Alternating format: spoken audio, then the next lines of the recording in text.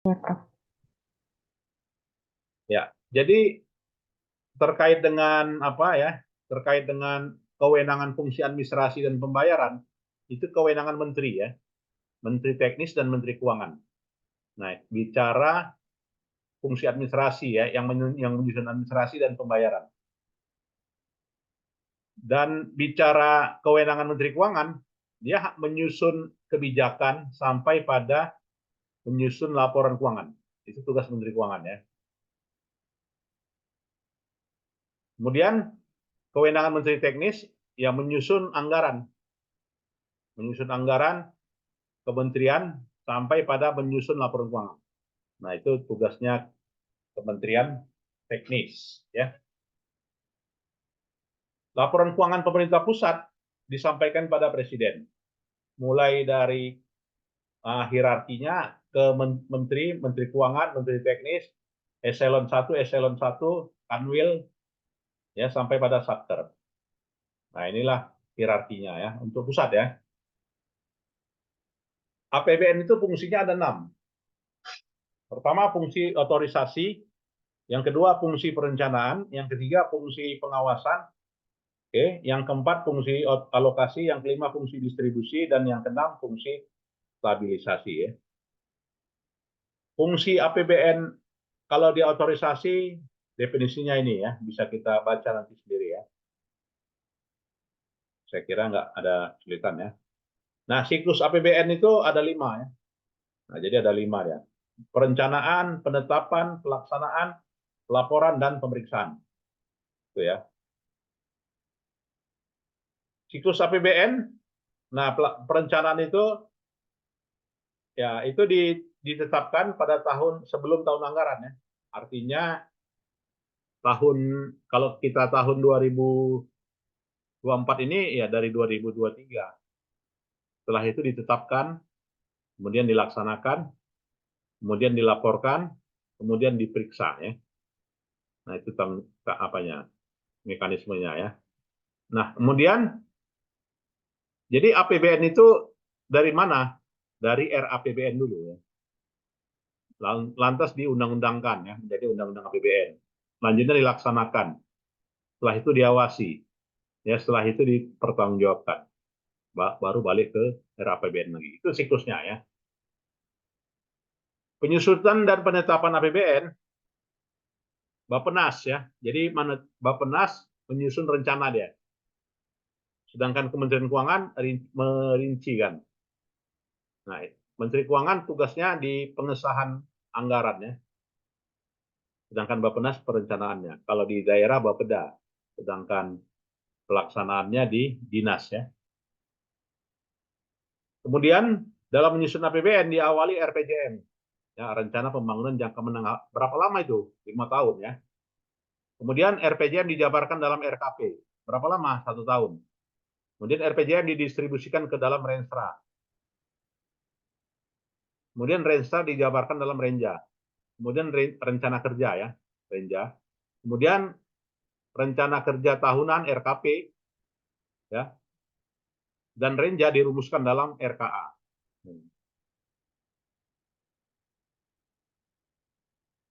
Nah, proses penyusunan APBN tidak lepas dari yang namanya RA, ya rencana dulu ya, baru jadi APBN.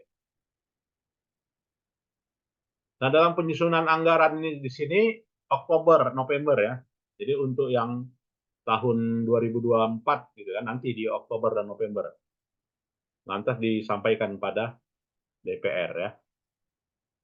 Nah, ini mekanismenya APBN ya.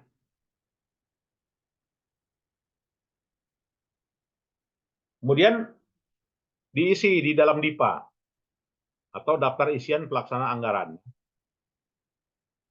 Kapan ngisi DIPA-nya? November dan Desember. Jadi kalau kita mau nyusun 2025, di November dan Desember lah nyusun DIPA-nya ya. Kemudian, nah ini ya, daftar isian proyek anggaran. Daftar isian pelaksanaan anggaran ya. Baik itu di Menteri Teknis, Satker, KPPN, BPK ya. Mungkin ada yang kita diskusikan, silakan.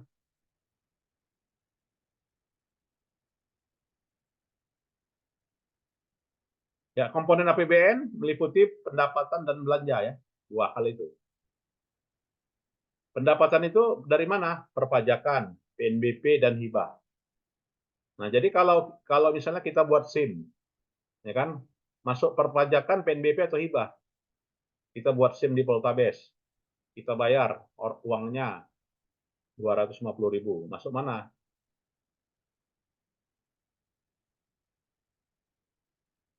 Masuk PNBP ya. Kalau misalnya kita bayar PPH, pajak penghasilan, maka masuk ke perpajakan. Nah, itu ya struktur pendapatan pada APBN. Jadi pajak, semua penerimaan pajak, baik itu PPN, pajak penjualan barang mewah, PBB, ya kan, pajak cukai dan lainnya. Sedangkan PNBP berasal dari pemanfaatan sumber daya alam, layanan, kita buat SIM, ya kan. Dulu kalau kuliah di USU, ya kan, kita bayar SPP, SPP-nya masuk ke PNBP. Sekarang enggak ya, karena PTNBH dikelola sendiri ya oleh sektor.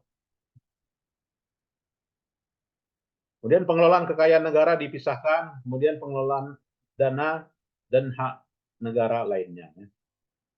Pendapatan hibah bisa berupa penerimaan negara dalam bentuk uang, bisa barang, bisa jasa, bisa surat berharga. Ya. Nah, kemudian dari sisi belanja, belanja dalam APBN dikategorikan bisa berupa belanja pegawai, belanja modal, belanja bunga, belanja subsidi, belanja hibah, belanja sosial, lain-lain, dan belanja barang. Itulah jenis belanja. Nah, kalau belanja pegawai ya untuk pejabat pegawai yang bertugas. Belanja barang adalah belanja pemeliharaan ya perjalanan dinas ya. Intinya inilah ya. Belanja itu ada 8 ya. Sedangkan definisinya bisa lah ya kita pahami. Mungkin ada yang mau diskusi, silakan. Prof, Ya. saya mau nanya, waktu tahun 2023 itu kan APBN itu mengalami defisit kan, Prof. Lalu apakah upaya pemerintah dalam menutupi defisit tersebut? Itu yang saya tanyakan. Iya. Jadi kalau APBN yang mengalami defisit, maka apa tindakan? Ya, maka tindakan ada di APBN itu ada namanya penerimaan pembiayaan dan pengeluaran pembiayaan, gitu kan? Nah, untuk mengatasi defisit, penerimaan pembiayaan, penerimaannya apa? Silpa. Silpa tahun lalu digunakan tahun ini untuk menutupi defisit. Nah, itu ya yang namanya silpa. Jadi kebijakannya adalah menutupinya dengan penerimaan pembiayaan. Apakah dari silpa saja? Ada yang lain, ada melalui pinjaman, gitu kan? Atau ada melalui uh, apa namanya penjualan aset negara dengan lelang. Nah itu yang caranya menutupi defisit dari penerimaan pembiayaan. Pendapatan dikurangi belanja, dapatlah selisih lebih, ya kan? Lantas ditambah penerimaan pembiayaan, lantas dikurang pengeluaran pembiayaan. Nah ini definisinya nggak usah lah ya.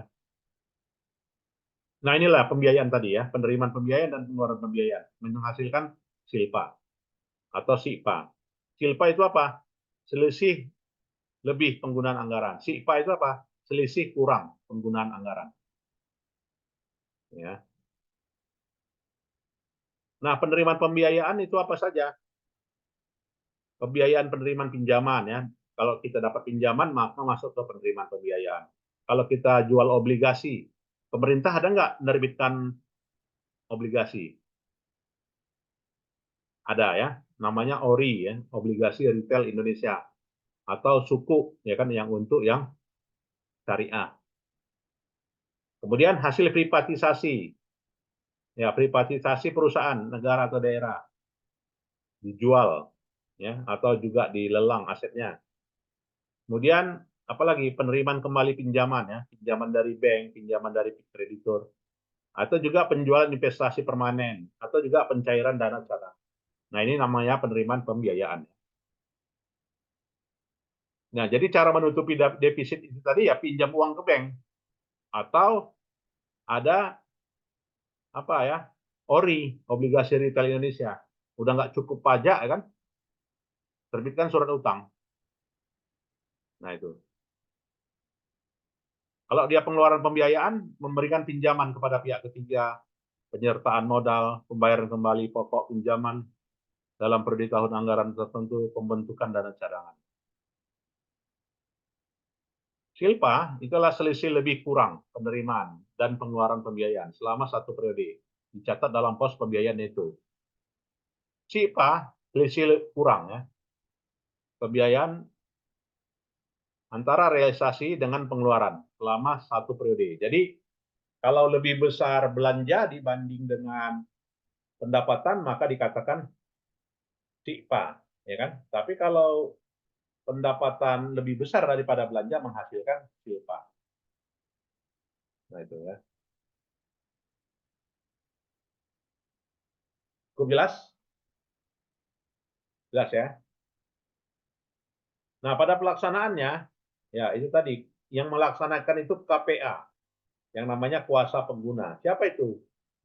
Kuasa pengguna itu membawahi pembuat pejabat komitmen, bendahara, penguji tagihan, penerbit SPM, dan unit akuntansi instansi. Jadi PA atau juga KPA kalau di daerah kepala dinas ya, kalau di Kementerian Pusat Satker. Dan dalam mekanisme penerimaan ini itu sifatnya self assessment. Apa yang kita sajikan itulah kita laporin. Ya, bukan apa ya? Apa yang dipotong bendahara itulah yang di store. Namanya withholding. Ya, misalnya menerima penghasilan 1 juta, PPh 10%, dipotong bendahara langsung withholding namanya. Kemudian ditagih oleh instansi pemerintah dan berbeda-beda jenisnya.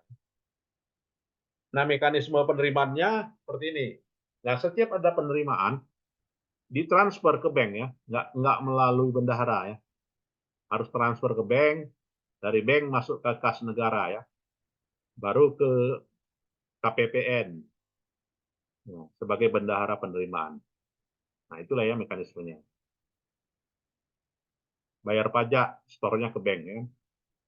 Kita ngisi pajak, store-nya ke bank. Nah, inilah prosesnya, bagan alirnya ya. Jadi mulai dari pejabat pembuat komitmen, penguji tagihan, ya bendahara pengeluaran, penerbit SPM, dan juga unit akuntansi ya, atau juga satker.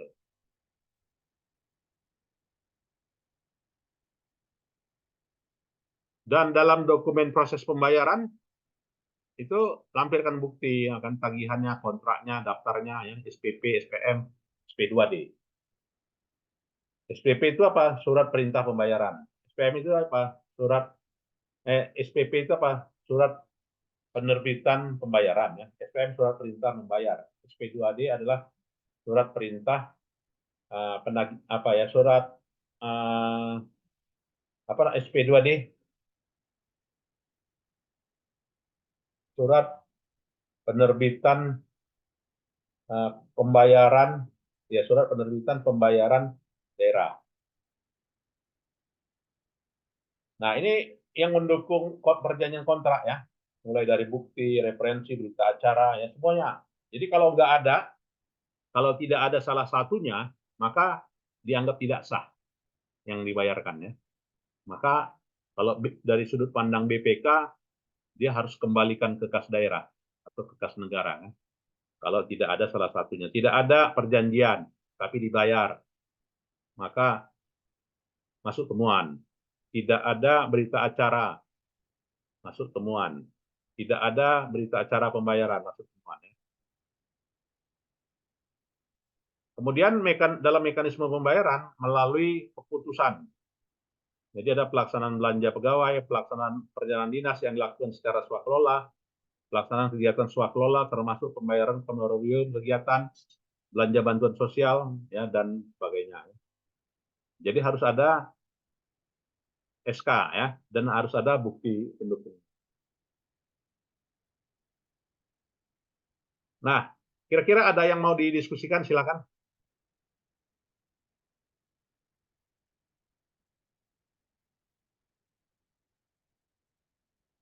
Nah, ini ada jenis pencairan ya. Ada pencairan UP uang pangkal, ada GUP guna uang pangkal, ada TUP, ada LS, ada GUP nihil. UP, LS pembayar langsung adalah pembayaran dilakukan langsung kepada bendahara ke penerima berdasarkan perjanjian aja SK ya kan.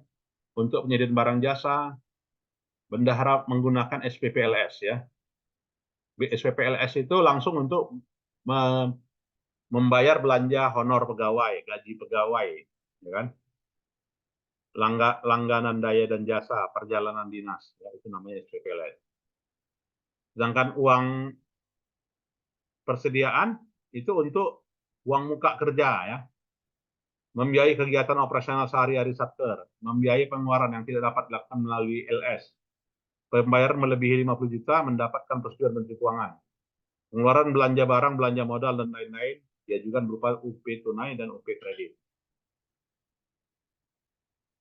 Nah ini ya, pemberian UP itu 100 juta ya, yang bisa dibayarkan melalui UP sampai dengan 2,4 M.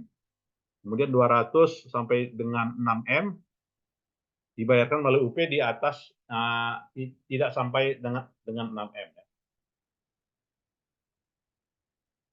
Ya, pembayaran atas UP, ya bendahara pengeluaran menerima surat perintah bayar, bukti pengeluaran yang disetujui, melakukan pengujian atas tagihan, melakukan pengujian atas pungutan pemotongan pajak, menyetorkan ke kas negara, menguji kembali SPB yang telah diperbaiki. Nah, penggunaan uang persediaan, ya ini untuk permintaan kembali pembayaran uang persediaan, penggantian UP dilakukan apabila UP dipergunakan paling sedikit 50%, kemudian dokumennya harus dilengkapi, kemudian daftar rincian pembayaran, bukti pengeluaran, SPP telah dikonfirmasi KPPN, dan ada perjanjian kontrak. Nah, itulah ya, terkait dengan APBN dan juga pengeluaran ya. Mungkin ada yang kita diskusikan, silakan adik-adik sekalian.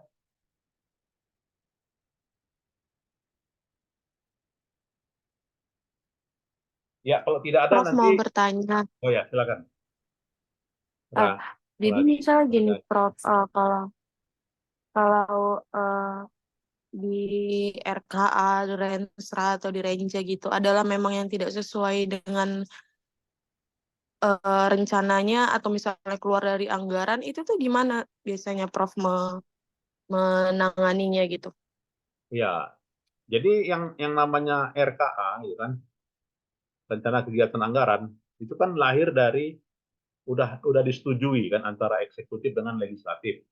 Lantas mau dilaksanakan, tertuang dalam RKA. Maka apabila berbeda dengan yang direncanakan, maka apa yang dilakukan? Di PAPBD atau di PAPBN, di perubahannya. Jadi kalau misalkan RKA-nya tidak tercantum, maka dicantumkan di RKA perubahan. Begitu juga kalau misalnya ada yang tidak masuk gitu kan, ya maka masuk kepada di RKA perubahan. Nah, itu solusinya apabila RKA itu tidak sama ya, tidak sinkron dengan yang direncanakan. Jadi di perubahannya dirubah. Itu ya, Saudari Ridani. Jadi nunggu bulan November.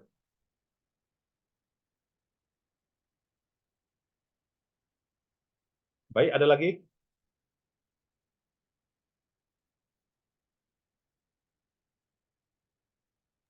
Izin bertanya, Prof. Ya. Untuk IKN, Prof. IKN kan sekarang prioritas nasional ya, Prof. Untuk pembiayaan APBN-nya, apakah ada khusus untuk pendanaan IKN ini, Prof? Sudah pasti ya, yang namanya APBN itu akan semakin gemuk ya karena adanya IKN. Jadi harusnya ada prioritas kita bangun irigasi, gitu kan, kita bangun jalan, ya kita bangun jembatan ya karena adanya IKN itu semuanya nggak ada. Jadi semuanya digunakan untuk belanja IKN, ya, belanja modal. Ya, belanja modal difokuskan pada IKN. Kalau tidak cukup juga, utang. Nah, itu ya. Jadi melibatkan pihak ketiga. Jadi itu konsekuensi IKN. 10 tahun ini kita sana dulu lah, gitu kan. Jadi jarang jalan baru. Gitu kan. Ataupun ada jalan tol baru, maka skemanya ya bukan didanai dari APBN, tetapi skema kerjasama ya kan, pihak ketiga dengan masa jangka waktu tertentu, 20 tahun, 80 tahun kan, kereta cepat misalnya kan, yang ditanggung APBN hanya 20 T, sementara belanjanya ada 10 T ditanggung oleh Cina. Nah, Cina tentu saja studi kelayakannya adalah studi kelayakan berdasarkan pada harga tiket gitu kan, supaya kembali ya sesuai dengan jangka waktu dan periode. Nah itu jadi ya IKN belanja modal akan terfokus ya tertanam di situ semua. Atau ada nggak skema lain yang melibatkan pihak lain? Nah mungkin pihak lain tentu saja ada imbalase. Nah kemungkinan itu dua itu saya kira. Dari Junita ya.